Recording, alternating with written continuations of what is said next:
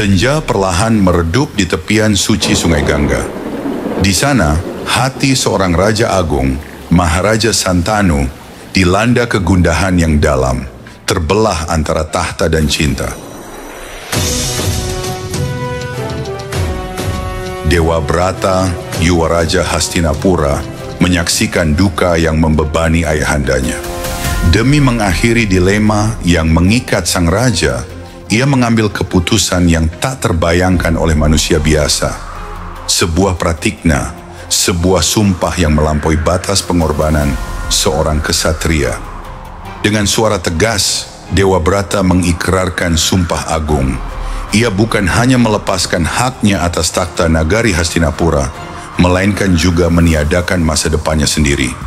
Ia bersumpah selamanya tidak akan menikah, tidak akan memiliki keturunan, hanya demi memastikan garis wangsa Bharata berlanjut melalui sang pujaan hati ayahnya. Sumpah itu begitu dahsyat, hingga keagungannya mengguncangkan Triloka. Langit mendadak membeku, lalu bergemuruh oleh sorak para dewa. Bunga-bunga surgawi berjatuhan dari swarga loka, dan sebuah suara gaib menggema, memproklamasikan nama baru bagi Dewa Brata. Bhisma, ia yang teguh dalam sumpah, ia yang tak tergoyahkan oleh takdir.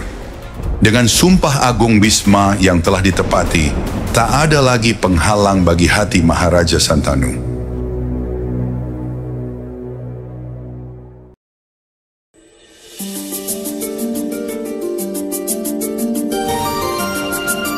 Kebahagiaan memancar dari wajahnya, melampaui kegelapan yang selama ini membelenggu. Ia pun mempersunting Dewi Satyawati, putri nelayan yang jelita, yang harum tubuhnya semerbak menyaingi bunga-bunga di tepian Gangga. Pernikahan mereka berlangsung dalam Raja Suya, upacara agung yang penuh kemegahan. Hastinapura bersinar bagaikan Amarawati, kota para dewa, diselimuti sorak kegembiraan rakyat. Namun, di balik gemerlap perayaan itu, tersembunyi benih-benih takdir yang kelam. Apa yang tampak sebagai akhir dari dilema, justru menjadi awal dari sebuah itihasa yang kelak menumpahkan darah. Bhisma, sang pangeran tanpa takhta, kini berdiri sebagai tonggak kokoh, pelindung abadi Wangsa Kuru.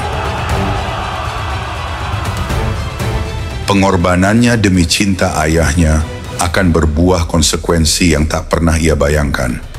Sebuah jalan takdir yang pada akhirnya akan mempertemukannya dengan keturunan yang ia lindungi. Bukan sebagai saudara, melainkan sebagai lawan di medan Dharmayuda.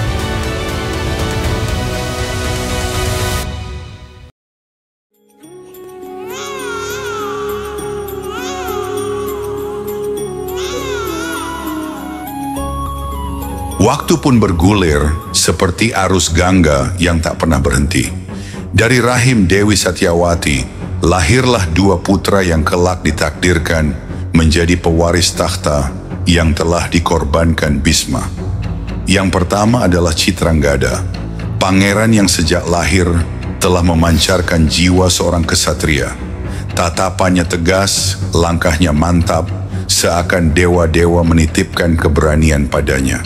Menyusul kemudian lahir adiknya, Wicitrawirya. Berbeda dengan sang kakak, ia tumbuh dengan pesona yang lembut, wajah rupawan, dan tutur yang menyejukkan. Bhisma, tiang agung Wangsa Kuru, mengarahkan seluruh hidupnya untuk membimbing kedua pewaris muda itu. Di bawah didikan tangan besinya yang penuh kasih, Chitranggada ditempa menjadi kesatria yang perkasa. Ia belajar Dhanurveda, ilmu perang dan seni memanah. Ia mendalami niti sastra, siasat dan tata pemerintahan, serta menegakkan Dharma Raja, etika seorang raja. Perlahan, Chitranggada menjelma menjadi sosok yang kuat, bukan hanya di medan laga, tetapi juga dalam kewibawaan memimpin rakyatnya. Ia adalah perwujudan dari harapan Bhisma, pangeran yang kelak akan memegang kendali Hastinapura, menegakkan kejayaan Wangsa Bharata.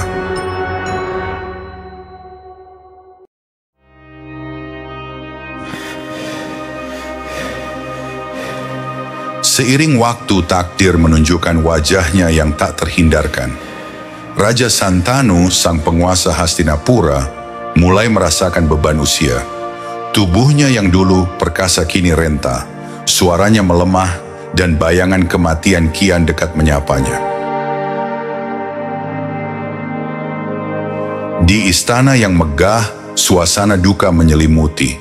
Santanu terbaring lemah di peraduannya, matanya sayu menyaksikan kedua putra kecilnya tumbuh, namun ia sadar dirinya tak lagi mampu mendampingi lebih jauh.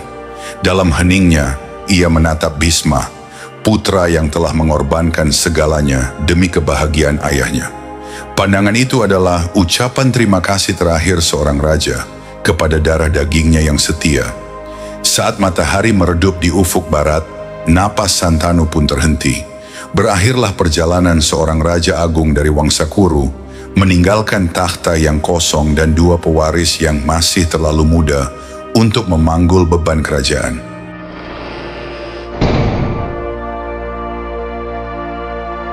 Kini, seluruh tanggung jawab jatuh di pundak Bhisma. Sumpah yang dulu ia ucapkan demi kebahagiaan ayahnya, kini berubah menjadi janji abadi untuk melindungi takhta Hastinapura. Ia bukan lagi sekadar putra mahkota yang terikat sumpah, melainkan pelindung, penjaga, dan pilar yang menegakkan dinasti.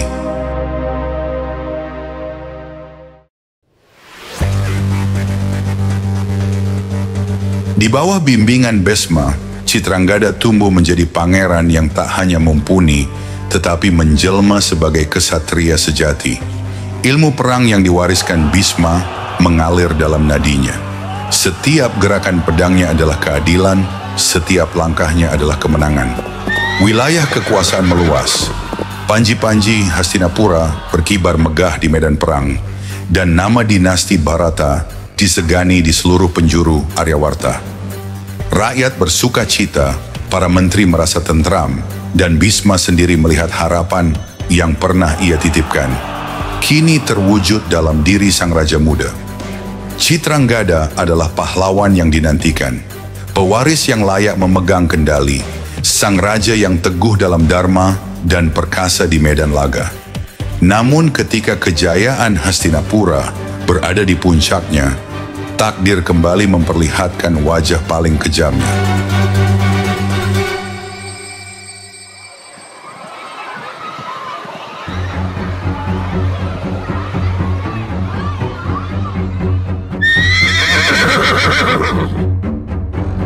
Di tengah kejayaan Hastinapura, datanglah seorang penantang dari alam Gandarwa. Seorang raja perkasa, penguasa para Gandarwa, yang namanya pun sama, Chitranggada. Dengan suara yang menggema bagai petir di angkasa, ia berseru, "Tak boleh ada dua kesatria yang menyandang nama agung ini. Satu di antara kita harus gugur." Bagi Hastinapura, tantangan itu adalah penghinaan. Bagi Chitranggada, itu adalah panggilan kehormatan.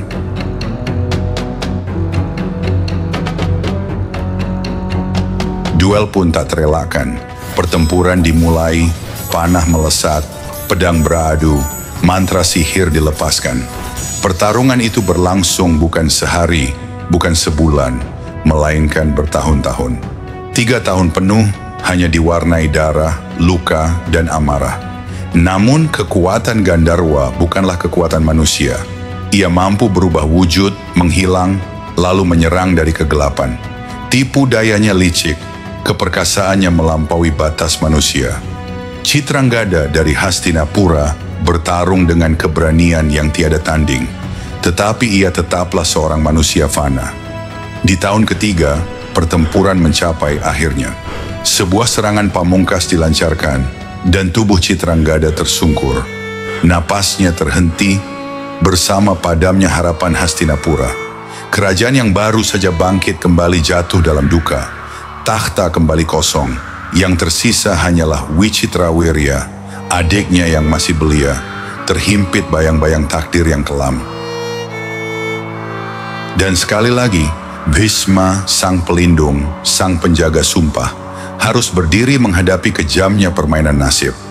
Hastinapura kembali diselimuti kegelapan. Kepergian Citrangada yang terlalu cepat meninggalkan duka mendalam, dan rakyat kehilangan sosok raja yang baru saja membawa kejayaan. Segala pandangan kini tertuju pada satu-satunya harapan yang tersisa, Wicitrawirya. Namun usianya masih terlalu muda. Tubuhnya rapuh, kesehatannya kerap melemah, seolah ada sesuatu yang tersembunyi menggerogotinya dari dalam. Meski begitu, ia tetaplah darah dinasti Bharata dan takhta menantinya.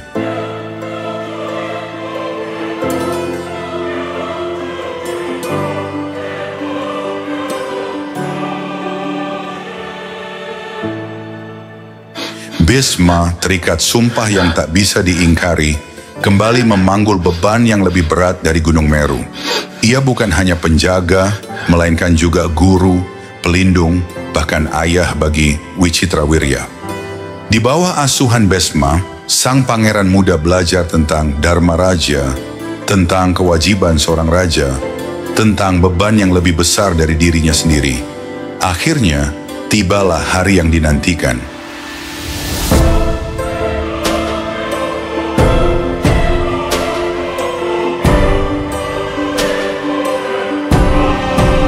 Di hadapan para menteri, para brahmana, dan seluruh rakyat, Wicitrawirya dinobatkan sebagai Raja Hastinapura.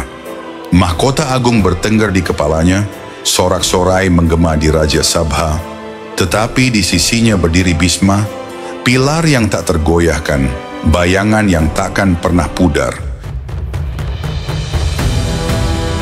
Takhta kini telah terisi, namun takdir belum selesai menuliskan kisahnya. Sebab raja muda ini masih harus melanjutkan garis keturunan dinasti, dan tugas itu sekali lagi jatuh di pundak Bhisma yang akan mencari permaisuri bagi Wicitrawirya. Langkah inilah yang kelak menjadi pintu menuju luka, dendam, dan pergulatan besar dalam kisah Mahabharata.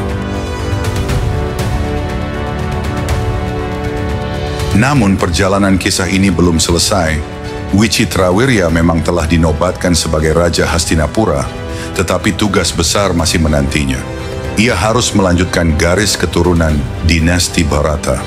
Dan disinilah takdir kembali menyiapkan jalan yang penuh liku, jalan yang akan melibatkan Bhisma dalam peristiwa yang mengguncang, bahkan mengubah arah sejarah Hastinapura untuk selamanya. Apa yang akan terjadi ketika Bhisma berangkat mencari permaisuri bagi Wicitrawirya? Bagaimana keputusan itu akan menjerat seluruh keturunan Bharata dalam pusaran takdir yang kelak bernama Mahabharata? Semua itu akan kita ungkap di episode berikutnya. Jangan lupa untuk mendukung channel ini dengan cara like, share, dan subscribe, agar kisah epik Mahabharata ini bisa terus kita lanjutkan bersama.